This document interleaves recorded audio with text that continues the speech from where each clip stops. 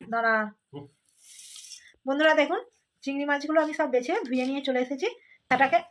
মাথাটাকে বাদ দিয়ে দিচ্ছি, দিয়ে এইভাবে খোলাটাকে ফেলে দিচ্ছি। এরকম করে সব চিংড়ি মাছগুলো বেছে নেব। চিংড়ি মাছগুলো সব বেছে নিয়েছি। মাছ ভাপার জন্য আমি মশলা বেটে নেবো। জিরে, পোস্ত, সর্ষে আর গোটা লঙ্কা। জিরেটাকে একবার বেটে নিয়েছি, আবার সর্ষে দিয়ে দিচ্ছি, পোস্ত দিয়ে দিচ্ছি।